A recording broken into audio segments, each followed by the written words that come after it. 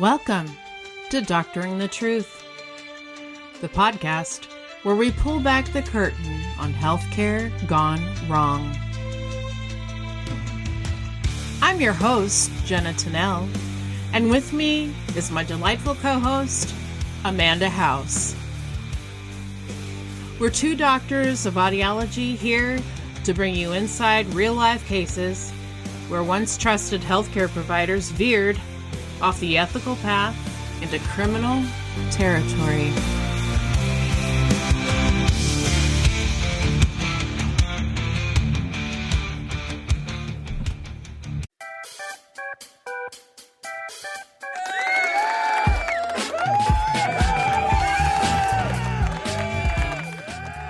Amanda! Hello, Jenna. How the heck are you? I am living the dream. I was going to say cloud nine. I was like, I don't know. I'm doing great. Oh, that's good. Yeah. If you have to think between living the dream and which cloud you're on, you're doing pretty good. Yeah, I'd say. Yeah. Awesome. Well, I'm okay. I'm a little bit nervous because my daughter's doing her first transatlantic trip. She's winging her way to France as we speak. Oh. And I don't know, with her school. So I'm really excited for her, but also that means I have a visitor in the house. So. As Wiffle goes. Yeah. So Wiffle, the South American kaik. There she is. Fondly known as the monkey parrot, is going to be making commentary in the background, and there's not a whole lot I can do about it. Nah, we love it. So there's that. Is Wiffle a boy or a girl? We don't know. There's no way to tell unless you do a forensic analysis, and I just didn't want to violate her that way. But I feel like she's just kind of a bitchy female. Bless her heart. She's really feisty. I wondered because I said she or her. And then I was like, oh, I wonder how do you tell the gender of a bird? I just feel like because she's super feisty that she's a girl, but who knows? She's just a little bitchy. Yeah. We love that for her. It. She's total diva. Yeah. So. Well, welcome, Wiffle, to the pod. Yeah. We may get a cat call or two. We're lucky. She's eating her munchies right now. So. You have a cat call? No. Okay. You mean her a cat? No. Contrary to popular belief, you don't have to be a cat to give a cat call. I just remembered cat calling was a thing after I spoke construction out loud. Workers. Ooh, baby. Yeah, is what she says typically. But now that I've done that, she might start. I shouldn't have encouraged her. Anyway. I just haven't been catcalled in so long. You've been indoors being a mama. So, next time you walk past a... Do you think I was recently before? Except I think men know their place these days, so they're less likely to express it out loud. So they were probably internal, keep that in your head cat calls. We're trying to train them, Sure. I mean, I really don't leave my house pre-pregnancy either, so there's that. Okay. Well, welcome aboard, everybody. Happy spring. Happy whatever day you're listening to this. It's going to be a good day. Or it already was a good day, depending on when you're listening to us. So, correction section today. I thought this last time when you were reading the promo, but I was like, I don't have a brain right now because I haven't slept in 900 years. But the Cozy Earth promo is 21% off. It was 40-something around the holiday time. All right. But I did go and look. It's 21, which is still a great discount, y'all. But just don't yell at us if you go there and it's 21 and not 40, okay? We're trying to keep up. Just the way you spoke at 21%. And we have a new sponsor. Ooh, do tell. Let me tell you about it. So it's for hair care. And you can go online and elevate your hair care routine with Yarrick plant-based hair care, the ultimate fusion of nature and luxury. Their organic, vegan shampoos, conditioners, and mousses are meticulously crafted to feed your hair with a potent blend of vitamins, minerals, and essential oils. They are free from alcohol, parabens, and sulfates, and their products deliver a nourishing experience that your hair deserves. Embrace the power of clean beauty with Yarok. That's Yarok, where every drop is thoughtfully curated to enhance your hair's natural beauty while respecting the planet. Honestly, what more could you ask for? Transform your hair care regimen into a holistic self-care ritual with Yarok because your hair deserves nothing but the best. Visit Yarok Hair, again, that's YAROKHAIR.com, for 15% off with our code. You know Stay what? When you suspicious. described it, I could just smell it. I bet it smells so good. All those essential oils and stuff. I'm going to have to get some. I know. Mm. Brrr. It also took me back to throwback to the obvious. This is still a brand, but was it Herbal Essences commercials where yeah, they in the shower? Yeah, where they're blissing out under. I don't know. I was picturing that and smelling delicious smells like you were envisioning. And this is not about Herbal Essences. This is about Yarok. So like anyway, a Veda salon, where you just walk in and you're yes, massage my scalp. Yeah, please. You just know that now. smell. We all deserve that. Oh my God. And please, while you're at it, my upper back too, because my son is getting heavy. Which, good. That's so good. But wowzers, I got some fine muscles in that upper back there that haven't seen he's almost 9 pounds. Or maybe he is now. Gosh. I don't know. Got big. He's growing. That's awesome. And when you go around and take him to his appointments and wherever else you take him, you got to bring his car seat and a diaper bag. And that's 10 times more than the baby himself. Yeah, I know. You have to pack so much stuff just to go to a simple thing. I had an appointment for myself yesterday, and I had to pack so much shit to take him with me. It takes so much longer to get out of the house. And you're like, is there a baby in all of this stuff? Yeah. And so he has an appointment tomorrow, but it's really early in the morning, which is honestly criminal for a baby. Yeah, why do they do that? His appointment's at 7:45. Really? Reconsider. I'm really, guys? It's not on. The time frame for a newborn appointment should never start at 7:45. First of all. Second of all, I just started pre-planning tonight, so I'm set up for success tomorrow. The car seat's ready. The diaper bag's ready. We just got to grab and go, oh, hey, Whiffle. You did get your cat call after all. She didn't care that you're home. I did. Thank you, Whiffle. Feeling real fine over here. Thank you. Okay, well, without further ado, because I'm just kind of a little squirrely today, we're going to talk about some real dirt balls. This was a pretty recent case and takes place in Colorado, which I was thinking earlier, another rabbit hole here.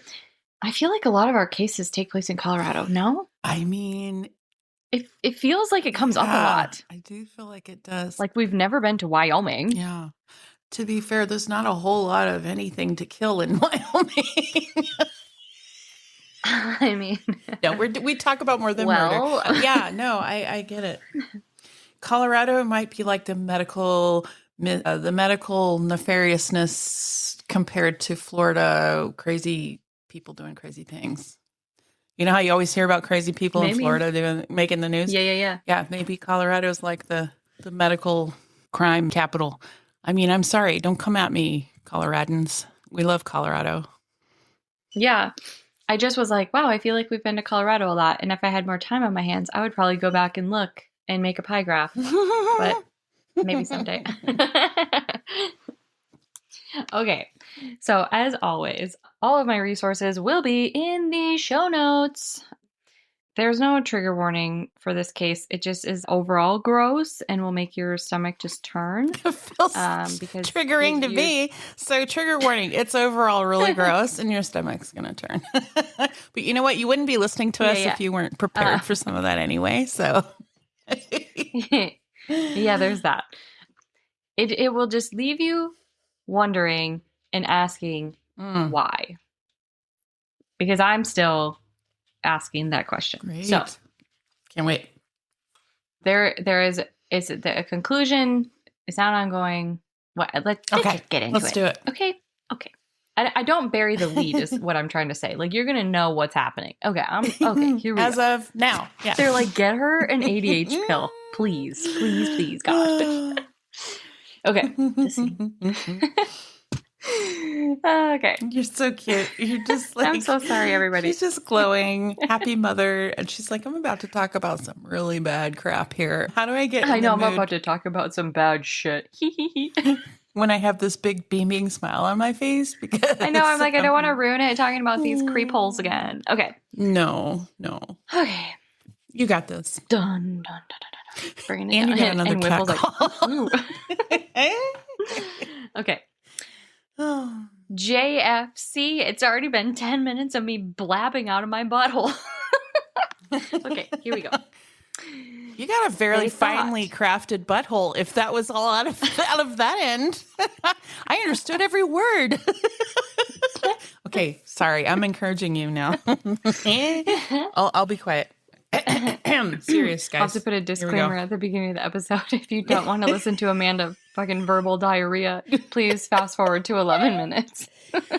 Oh, I think people will appreciate. We're just human. Okay. All right. I'm just like, we got to bring it down.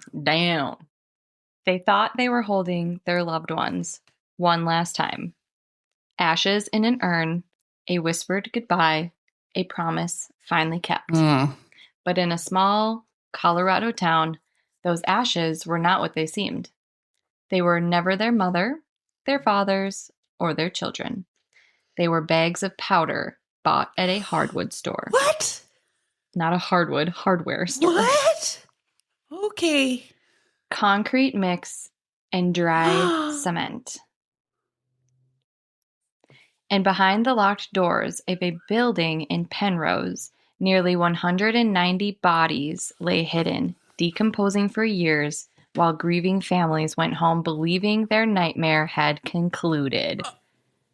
I have no words. My mouth is stuck open. What? I feel like you smacked me in the face. No, this is the creepy fucking spaghetti I was chasing. 190? Okay, I have so many questions. Keep going. Mm-hmm. This is the story of Carrie Halford, co-owner of Return to Nature Funeral Home and one of the most disturbing betrayals of trust the funeral industry has ever seen. God. I feel like this is the story of Carrie Halford, co-owner of Return to Carrie's House, one of the most disturbing places on the planet. Oh my gosh. This is a thing? This isn't a creepypasta? Unfortunately. You're selling us? Yeah, no, it was not that. Yeah, it turned out to, it's for real. It wasn't clickbait. It's real. The story begins with a promise, a gentler way to die. In Colorado Springs, Carrie and her then husband, John Halford, opened a business with a soothing name, Return to Nature Funeral Home. They marketed themselves as a natural, green, more personal alternative to traditional funeral industry. They handled cremations, burials, and what's known as green or natural burial services. And green, I came to learn, meant no embalming. And boy, yeah, they weren't fucking doing that, were they? Boy. No. We're going to get into it. Families came to them on some of the worst days of their lives, trusting that this small, back-to-nature funeral home would treat their loved ones with dignity. From the outside, nothing looked wrong. Of course it didn't. On paper, Return to Nature was just another funeral business in a state that already had serious gaps in regulation of funeral homes and body handling. And behind the scenes, decay was setting in, literally and figuratively. Ooh. Let's dive headfirst into where all of this begins. From 2019 through 2023, the Halfords were supposed to be caring for the dead who were entrusted to them. Instead, prosecutors say they took more than $130,000 from families for funeral and cremation services that most often were not performed. Rather than cremate many of the bodies, they stored them in a separate building in Penrose, a small town outside of Colorado Springs, about an hour away. The bodies piled up, and ultimately investigators would find approximately, again, 190 human remains there, many of them already badly decomposed. Oh. Meanwhile, families were given urns, told their loved ones had been cremated. Inside the urns, not human remains, nope, Like I said before, it was dry concrete or concrete mix, chosen because it resembled cremated remains. In at least 2 cases, the wrong body was buried, meaning even the families who did get a physical burial didn't always get the right person in the Are you ground. kidding me? What? Right? Think about this for a second. You plan a funeral, you pick out the urn, you gather your family, you all cry, the ashes are handed to you, and you put them on the mantle or you scatter them somewhere meaningful. And years later, you learn that your loved one never left a locked, stinking room in a metal building, and what you actually scattered was cement. Oh my gosh. Disgusting. This is dark. What was their motivation? Was it money? Lifestyle? Like me, you'll probably keep asking why, even after we finish this. But it begs the question of how could a human being be capable of such an act and then to repeat that act over and over and over and over again? On paper, Return to Nature looked like a struggling small business.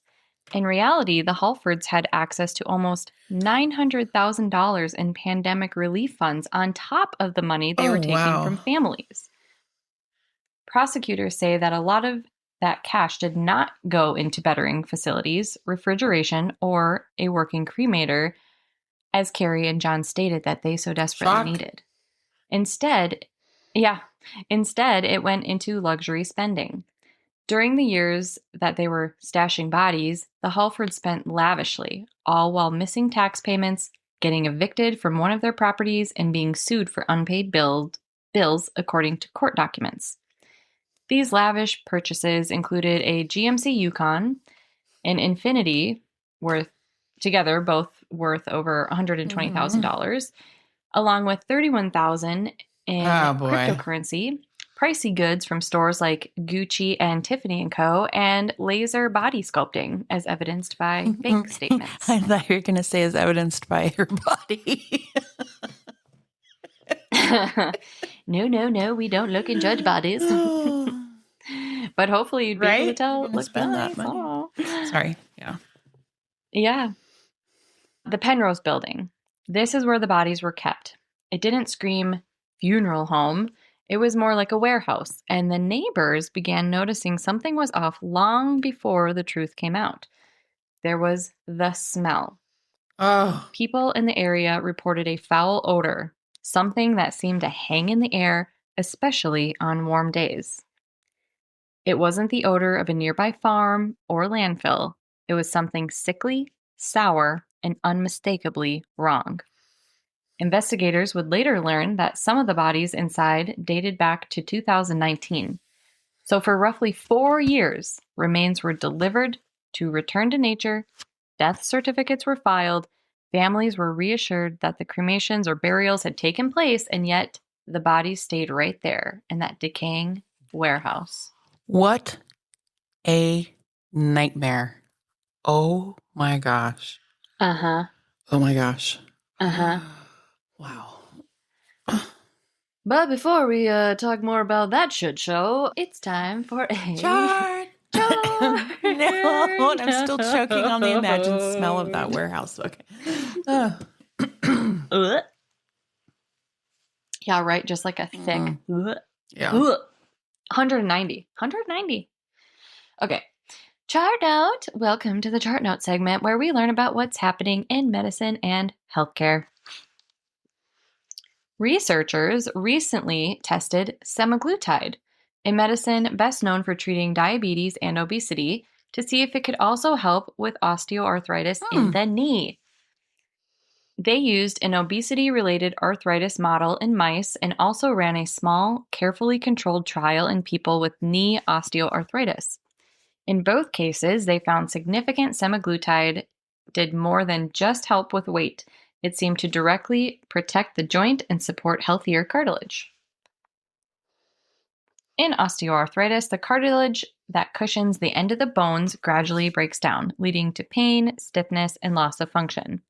One reason this happens is that cartilage cells become stressed and metabolically tired, relying on a less efficient way to make energy and struggling to repair damage or maintain the joint surface. The new research suggests semaglutide helps reset how these cells use energy, giving them more fuel to survive, reducing inflammation, and maintain or partially rebuild the cartilage layer. It is really cool. Mm-hmm. In mice experiments, animals with obesity-related osteoarthritis were given semaglutide for several weeks. Compared with untreated mice, those receiving semaglutide had less cartilage wear and erosion on joint surfaces, fewer bone spurs and less swelling and inflammation in the joint lining, signs of healthier cartilage structure under the microscope suggesting more restoration rather than just slowing the damage, and lastly, reduced pain-like behavior and better joint function. Importantly, these benefits could not be explained only by weight loss. When the researchers tightly controlled diet and weight, they saw still direct protected efforts of semaglutide on the cartilage and joint environment. That's why they describe the mechanism as weight loss independent and focus on metabolic restoration inside the cartilage cells. They've done a small human pilot trial so far, and people with knee osteoarthritis were randomly selected to have the semaglutide compared to a control group. And those that took the semaglutide reported less knee pain and better function on standard questionnaires. And imaging showed signs of thicker cartilage in some areas of the joint, which suggested possible regrowth or at least partial repair. Because the study was relatively short and included a limited number of patients, the results are considered promising, but preliminary. Semaglutide works by activating the GLP-1 receptor, which is part of a hormone pathway involved in blood sugar control, appetite, and energy use. In this study, activating that receptor in cartilage cells appeared to switch them from low energy stressed state to a more efficient, higher energy state, improving mitochondrial function and cellular resistance. With more usable energy, the cartilage cells seem better able to resist inflammatory damage, maintain cartilage matrix, and potentially contribute to repair. Taken together, the authors and outside experts see this as early but exciting evidence that semaglutide or similar GLP-1 based drugs may one day not only be used to manage weight, but also directly treat osteoarthritis by changing how joint cells handle energy and stress. However, they also stress that longer-term human trials are essential before this becomes a standard, widely recommended treatment for joint damage. Oh, that's so promising, though. I love that when they find I thought that was cool. Beneficial side effects that we didn't even conceive of. Yeah, the same thing happened to my son takes Dupixent for eczema, but then it was found to help with asthma and then eosinophilic esophagitis, which is when, the motility of your esophagus is compromised because of inflammation in little pockets or whatever. So all these other things that he also suffered from were treated with one injectable. So that's crazy. I love it. We love incidental findings like that. Yay.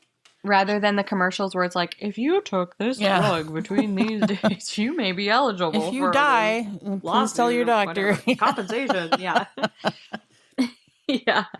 We love a positive incidental finding. Exactly. Oh. Okay, God, are you ready? We back to the smelly barn?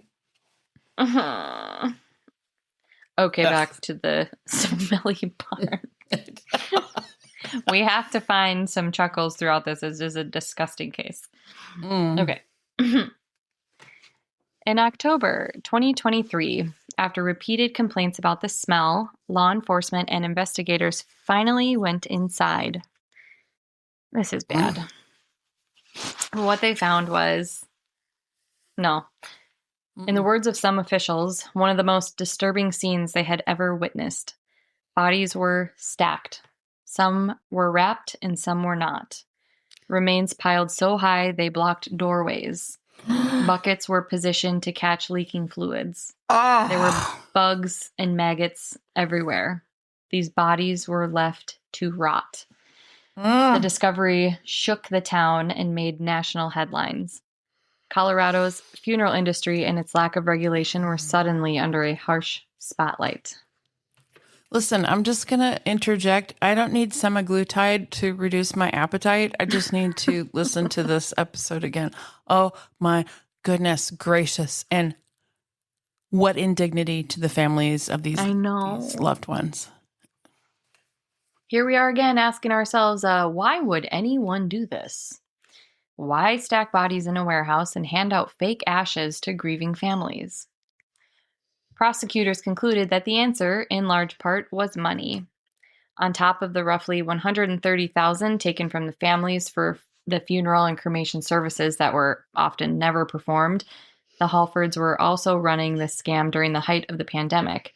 As previously mentioned, they were taking advantage of COVID-19 pandemic small business relief funds, where they obtained nearly $900,000. This money was intended to keep small businesses afloat. The funds were tied to programs like the Paycheck Protection Program under the CARES Act, and prosecutors argued the money was not used as intended. Shocking!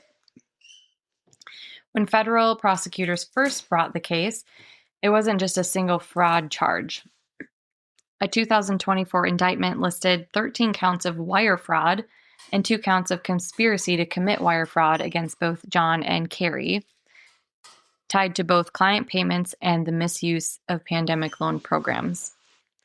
In October of 2024, facing the stack of charges and mounting evidence, both John and Carrie agreed to plead guilty to 1 count each of conspiracy to commit wire fraud in federal court. That plea deal capped the federal sentencing exposure, but left judges free to go above the guideline range if they felt like the harm justified it, which is exactly what happened in Carrie's case. Carrie's role, according to court filings and a federal press release, was significant. She handled most of the banking, invoicing, contracts with customers, paperwork, bookkeeping, communications with the family, etc., etc., etc. She helped prepare and file death certificates through the state's electronic system, entering the supposed method of disposition, cremation or burial, even when those services never took place. When the case finally reached sentencing, the most powerful voices in the room were not the lawyers. They were the voices of the families, as they should be. At Carrie's federal sentencing, victims stood up and described what this crime did to them. They talked about the guilt, knowing that they had failed their loved ones by choosing this funeral home, which I'm like, don't feel like that. Like, I know why you do, but you didn't know. And people shouldn't be this horrible. Right. One woman, Kelly Schlesser, spoke about her mother who died in 2022 and how she now lives with the knowledge that her mom's body was among those to decompose in that Penrose building. She told the court that she regretted not giving her mother better care and that she did not accept Carrie's claims that abuse and fear, which we'll get into, explained her behavior. Explain Carrie's behavior? Yeah. Oh, okay. Carrie plays a card in court. Okay. Another victim, Elizabeth Gannon, told the court about trusting return to nature with her parents' remains in 2022 and 2023. Oh. She described ongoing trauma tied to that decision, saying Carrie knowingly took the money for her loved ones twice and knew exactly what John intended to do with the bodies. Erin Smelser and her sister, Caitlin Castillo, said investigators confirmed that the body of their mother, Cindy Smelser, was among those found in the building through DNA testing. After accepting that they might not know what had ever happened to their mother, the sisters had her remains cremated and now plan to scatter the ashes. We should never have to stand here now figuring out how to mourn her all over again, Erin said. Families described anxiety, shame, nightmares, and inability to trust institutions that were supposed to help in times of grief. It was not just financial fraud to them, it was spiritual, emotional, and deeply personal. Some of them had spread what they had thought was their loved one's ashes, only to learn later that those ashes were only concrete. You can't redo a scattering ceremony. You can't just get those memories back. And think like, some people will be like, oh, my mom always wanted to travel abroad to here or whatever. Let's take some of her ashes and go scatter them there. So it's like she like a went once in a there, lifetime trip to Yes. honor their parents' memory or whatever. Yes. Yeah. That's disgusting. That's so gross. FBI Denver special agent in charge, Amanda Koljeski, said Carrie, quote, lied and exploited families and systems to enrich her lifestyle, with absolutely zero regard for the great harm she caused so many, end quote. For many victims, those words finally put into record what they had been feeling all along, that this wasn't a paperwork mistake. It was a choice, repeated over and over again for years. In court, Carrie didn't claim that she was innocent. She did plead guilty to that one count of conspiracy to commit wire fraud, a federal charge that carried a maximum of 20 years in prison. Her lawyers asked for leniency because they argued that Carrie was a victim of abuse and manipulation by her ex-husband, John, saying that she became, quote, another person under his control during the years that they operated the funeral home. And now I'm just going to say, I'm not saying she was not a victim of abuse and manipulation. I'm just saying, how does your conscience not stop you from doing this? And usually, I mean, obviously we want to believe women, but it seems awfully convenient. When you're using the funds for body sculpting, Carrie? It's awfully convenient to come back around again. That feels, She seems like... And both can be true at the same time. You could have been under manipulation and abuse, but also benefiting it seemed like she kind of was fraud. in control in that relationship, by the way, just from what you've described. But yeah, who knows? Yeah. And you were the one that went in the, whatever. Anyway. So Carrie decided to get a divorce after she was put back in jail at her state case in November of 2024. Which put her out of reach of her husband's constant calls and texts and allowed the, quote, fog in her mind from the years of abuse, end quote, to lift, according to a court filing by her lawyer. So do we know that she was the one that decided to file for divorce? Because if I was John in this scenario, I would probably be the one to file, right? I mean, I guess it sounds like it, but... Well, they're both guilty. Yeah. So Carrie in court was presented as someone who was dominated and overwhelmed rather than a mastermind. They leaned hard on the story of her being in an abusive relationship. In filings, they said her ex-husband used, quote, classic instruments of domestic violence, end quote, such as threats of self-harm, intimidation, and control, threatening at times to kill himself and her, all to keep her in line. What? They painted her as a, quote, scared and desperate mother, end quote, who was more afraid of John than the law. They claimed her actions were motivated by fear and severe anxiety. Okay, so I understand that these things can happen, like in a at least this is a very real and very tragic scenario of an abuse pattern, but he was using his abuse to manipulate her, threatening that he would self-harm himself and intimidate her to continue to do this fraud and unconscionable act. Yeah.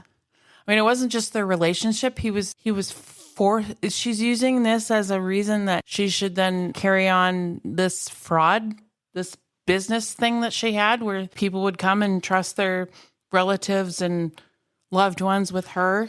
Like, I think that's a big stretch. I don't understand how the two are intimately related, even if it's true or not true. I don't understand. Yeah. I mean, I don't think we can understand people that are messed up in the head like that. But yeah, I think she just was like, yeah, listen, I did it. I'm not saying I'm not guilty, but I'm just saying I only did it because he made me run this business, plan everything. Yeah. Make sure that it went through. Which I'm like, okay, my ex is someone who like threatened to like, oh, I'm gonna go kill myself, like to me, and I know like to previous partners of his as well.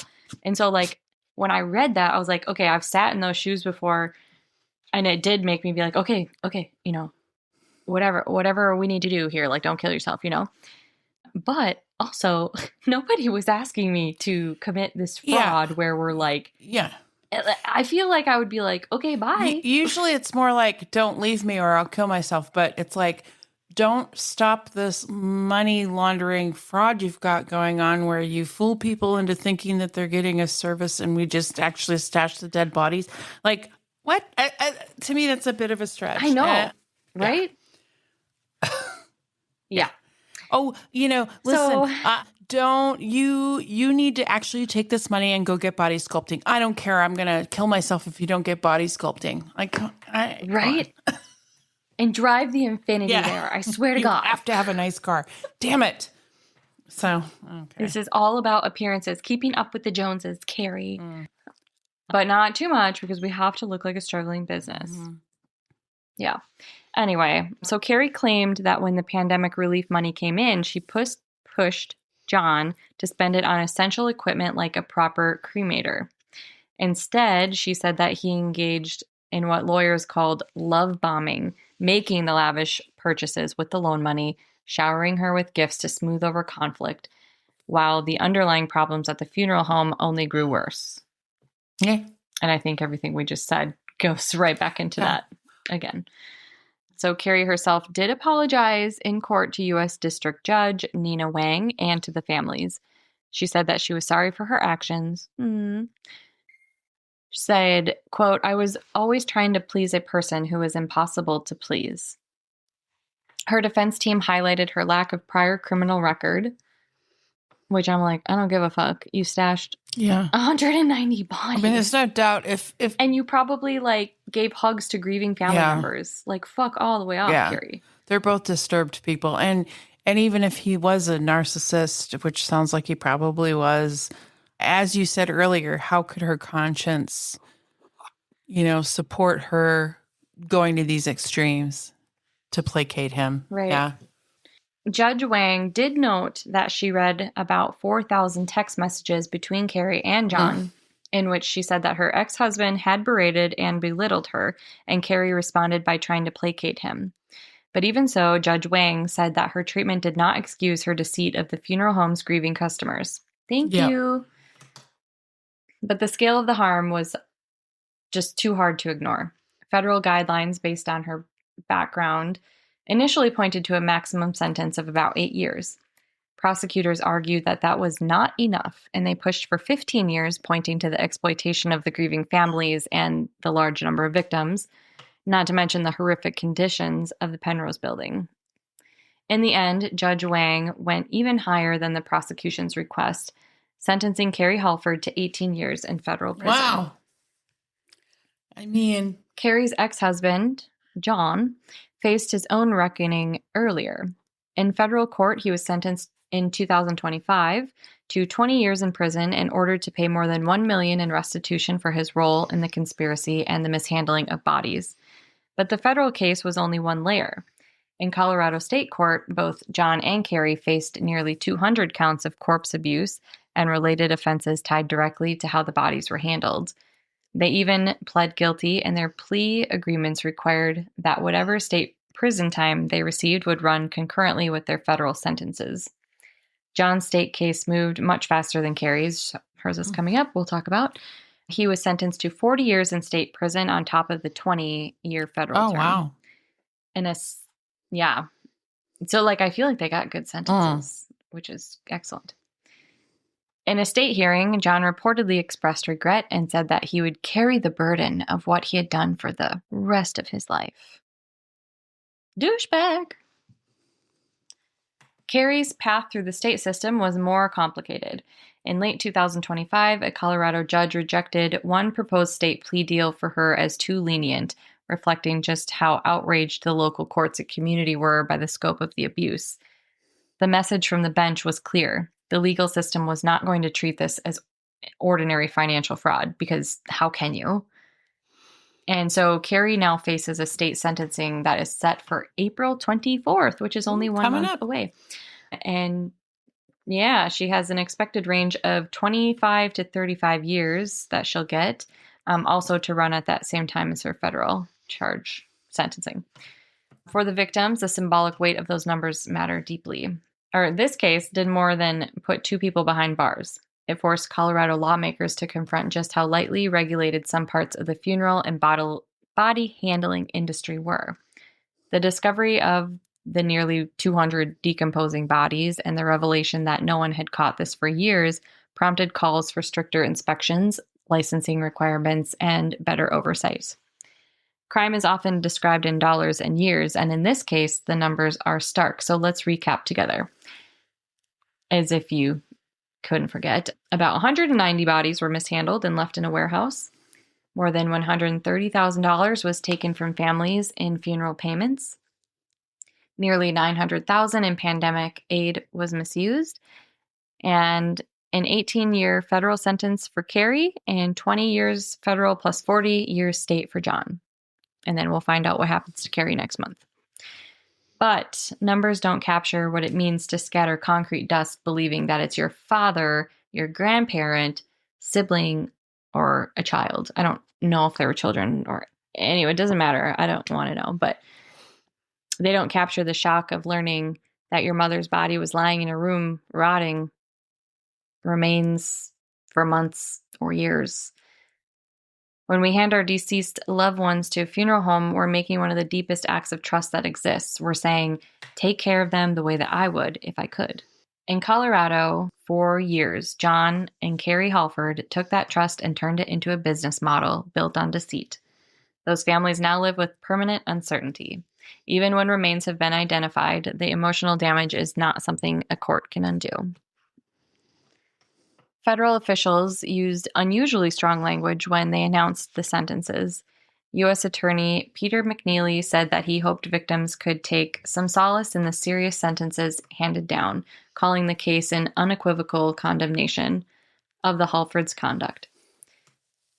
FBI Denver Special Agent Amanda Kajeski said in a release that Carrie defrauded grieving families she agreed to serve while deceiving the federal government in order to obtain benefits meant to assist businesses during the pandemic. She went on to say she denied families well-deserved dignity and showed blatant disregard for government rules. She lied and exploited families and systems to enrich her lifestyle, with absolutely zero regard for the great harm she caused so many. The official press release from the U.S. Attorney's Office laid out Carrie's day-to-day role, which I mentioned earlier was handling all the bookkeeping, invoices, contract, all the admin, paperworky stuff. She was the main communication with families, and she was the one that entered the method of disposition on the death certificates. So over and over and over again, those certificates said either cremation or burial, which behind closed doors remains were actually left to rot. These details matter because they show intent.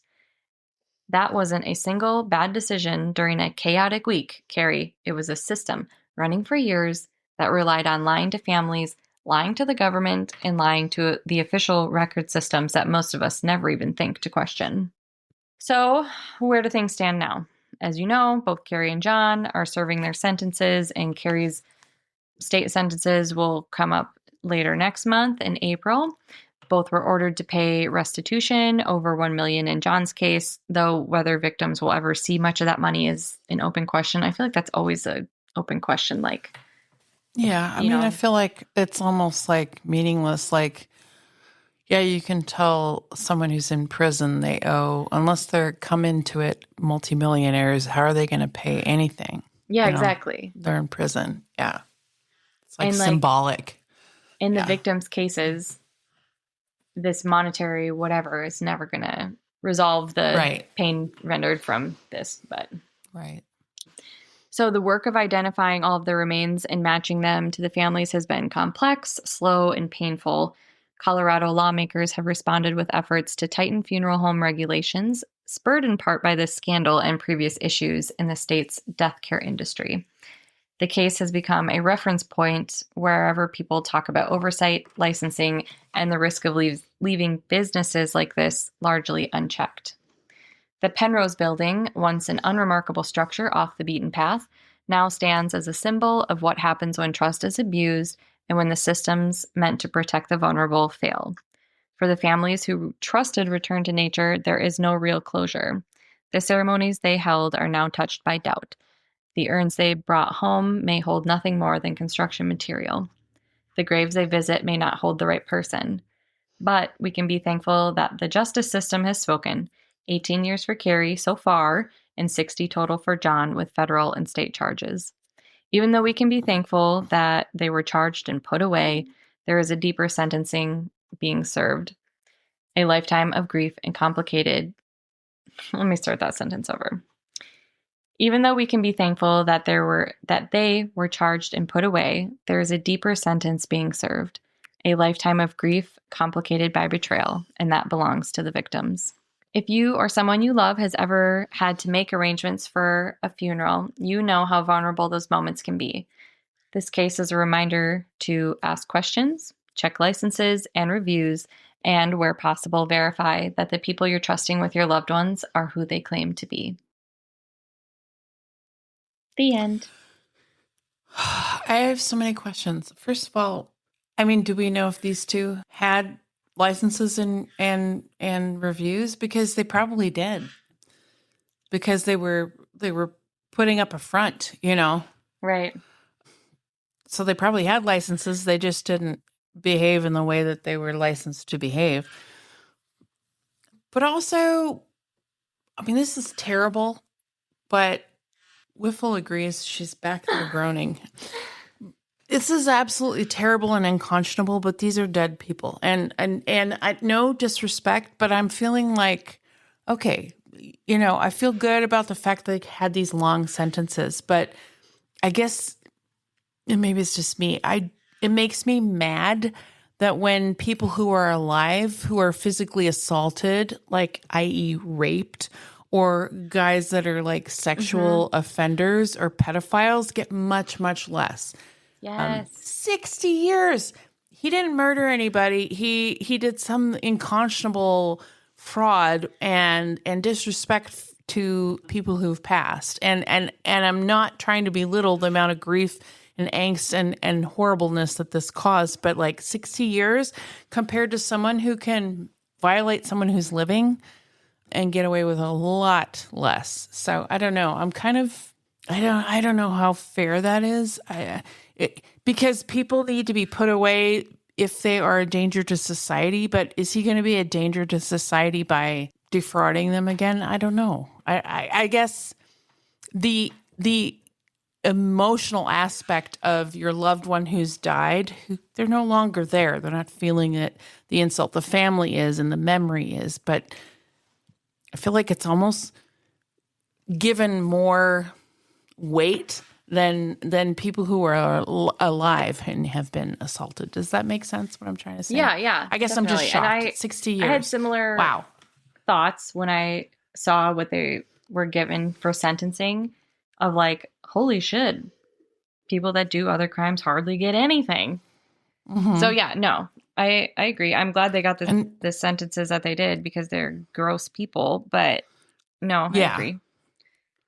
Yeah. Are they going to be unsafe in society? Probably not. So I guess 60 years, you know, basically you're going to die in prison. I don't know if that's fair. I don't know if I agree with that. Although what he did was egregious. And he was, in my mind, equal partner to what was happening. Carrie wore the pants in relationship. She was in charge of all the logistics. So I don't believe that. She was a victim, Jenna.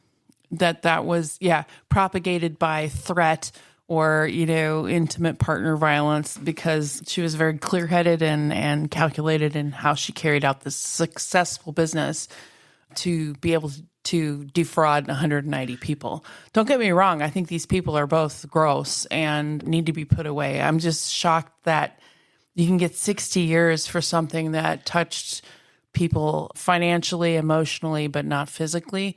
And you know, meanwhile, you can go out there and murder somebody and get off for less. So I don't know how that's justice, but that's not what this episode's about.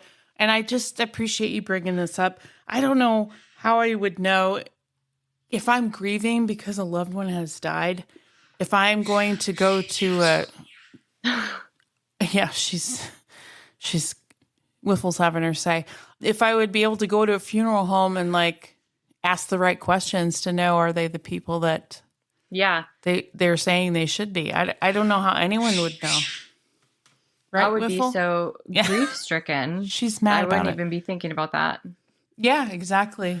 So you can see how it's a vulnerable market, and they took advantage of that, and that's disgusting. So thank you for bringing us this story and opening our eyes.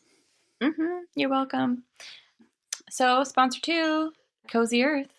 They redefine luxury sleep, which we've been talking about. They have best-selling bamboo sheet set, what I still need to get, that are made from 100% premium viscose bamboo, and it's ultra comfortable pajamas that Jenna has, and she says she loves.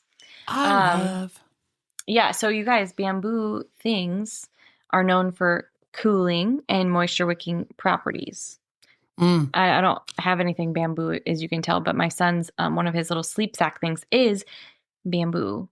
And it is so soft, so silky, so I can only imagine. And so good for his skin. And they are perfect, these sheets. And I'm sure his sleep sack is perfect for hot sleepers seeking a restful night's sleep. They have an oversight fit and are incredibly soft that they drape right over the side of your bed, and they improve with each wash, and they're just a standout in luxury bedding. You guys, you know the story. You've been hearing about it. Their pajama sets bring a touch of elegance and relaxation, and they combine style and supreme comfort for nights in, which is every night for me, so... Cozy Earth's products are a favorite among celebrities. Kris Jenner praises their bamboo sheets, raving about their softness and cooling comfort.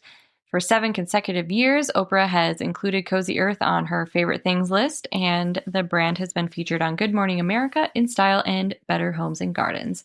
Customers echo this love with thousands of 5-star reviews describing the sheets as buttery soft and the pajamas as the ultimate cozy treat. With free shipping on orders over $50, a 100-night sleep trial, which I love, and a 10-year warranty on sheets. Wow. Cozy Earth will bring lasting luxury and comfort into your home. Find them at cozyearth.com and use our promo code STAYSUSPICIOUS for 21% off. Whoop, whoop. All Is it time for a minute? I think it is. All right. Well, the subject line of this email is, the day my heart rate was 220, parentheses, except it wasn't, and parentheses, oh dear. Dear Jenna and Amanda, I didn't think I was having a heart problem. I thought I was having a busy week. Been there. Work had been chaotic. I wasn't sleeping well and had had more coffee than any human should legally be allowed to consume. So that's a Tuesday. Yeah, that was today. So when I started feeling a little fluttery in my chest one afternoon, I did what most people do. I ignored it. But then it didn't go away. It wasn't pain. It wasn't dramatic. It was just this steady awareness that my heart was doing something too fast, maybe. Too noticeable, like when you suddenly become aware of your own breathing and then you can't stop thinking about it. By that evening, I downloaded one of those phone apps that measures your heart rate. I pressed my finger to the camera, waited a few seconds, and then stared at the number. 218 beats per minute. I blinked. I did it again. 221 beats per minute. That's when the calm left the room. Within 20 minutes, I was in the emergency department trying to act like a reasonable adult while also silently planning my own cardiac obituary. Well, I shouldn't laugh. The fact that the person is writing the email means that they survived this, so I can laugh. The triage nurse asked me what brought me in. I think my heart rate's over 200, I said, holding up my phone like evidence in a trial. She glanced at it and nodded politely and then put the pulse ox on my finger. We both watched the monitor. 78 beats per minute. I laughed. Not because it was funny, but because I didn't know what else to do. Well, sometimes the apps can be a little off, she said, in the same tone you could use to tell someone that their horoscope isn't legally binding. But now I was committed. I felt something. The anxiety had already arrived and it wasn't leaving quietly. So they brought me back, hooked me up to a full cardiac monitor, and ran an EKG. Everything was normal. Completely, beautifully normal. The doctor came in and asked me to walk through what I've been feeling. I told him about the fluttering, the coffee, the lack of sleep, and the app. He nodded, not dismissive, just knowing. Well, let's try something, he said. He asked me to sit quietly, breathe normally, and not check anything for a few minutes. No phone, no pulse, no monitoring my own body like a science experiment.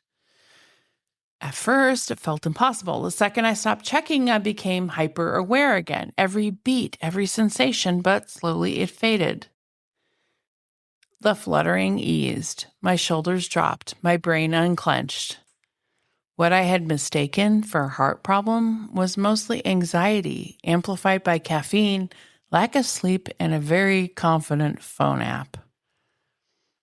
The doctor smiled gently and said, well, your heart's been doing its job the whole time. It's just been getting a lot of attention. Aw, that's so cute. So sweet. No medications, no procedures, just a long talk about stress, sleep, and maybe reconsidering my relationship with coffee. I left the ER slightly embarrassed, very relieved, and with a new understanding of how quickly your mind can turn a small sensation into a full-blown emergency. I still have the app on my phone. I just don't trust it with my life anymore. That's Signed, your anxiety keeping it on your phone. Yeah, right. And also, Eleanor, thank you so much for being vulnerable and giving us this insight into what can happen when things spiral and you get hypervigilant about something. But at the same time, we don't want to play loosey-goosey with heart symptoms. So you absolutely did the right thing going in. Because I know sounds like people. Your care team was really amazing. They were. I know people who've blown off their heart, like chest pain and stuff. Oh, it must just be heartburn, and it turned out to be not. So if in doubt, go in and get that pep talk from your medical team. It's better than blowing something off that might have been a serious incident. So, but you're right. As soon as you become hypervigilant about something, it becomes the focus and can escalate. So, thank you, Eleanor. Thank you for sharing. Yeah. All right, Jenna. What can we expect to hear next week? Okay, so I was waiting for two journalists to publish a book called Unmasking Lucy Letby. And I signed up last fall, and the book was released like last week. So I finally got this book, and I want to do this episode. And lo and behold, there's a Netflix documentary coming out at the same time. Oh. But I promise you, I'm just reading the book, and I've watched a couple of documentaries that came out before then. And I think this is going to be a two-parter. I was going to say that this is going to be a two-parter. There's no way it can't be. The case alone. Yes. But then having a book and documentaries, it's a two-parter. And I've watched several documentaries, but mostly it's this book. And it's amazing how you think you know what the story is. So those of you who don't, Lucy Letby is a baby killer, or was convicted of killing babies in the NICU. But there is so much more to this. So I hope to bring maybe a little bit of a different perspective to kind of the media sensationalism that's been going on. So part one. I can't wait to hear about it. Yeah. We'll talk about part one next week, where we talk about what she's been accused of, and then we'll go from there. Awesome. It might even be a historic 3-part. No, I'll try to curb it, but yeah, I can't promise anything. But anyway, meanwhile, I don't want anyone to miss a beat. You need to subscribe or follow Doctor and the Truth wherever you enjoy your podcasts for stories that shock, intrigue, and educate. Trust, after all, is a delicate thing. You can text us directly on our website at doctoringthetruth@buzzsprout.com, or email us your own story ideas and comments at doctoringthetruth@gmail.com. And be sure to follow us on Instagram at Doctoring the Truth Podcast and on Facebook at Doctoring the Truth. We're on TikTok at Doctoring the Truth and EdOddPod. And I'm thinking we should probably post a picture of Wiffle since she was a guest appearance doing numerous cat calls and cackles during today's episode. Just send me a pic. Okay, we'll do. But don't forget to download, rate, and review so we can be sure to bring you more content next week. So until then, stay safe and stay suspicious.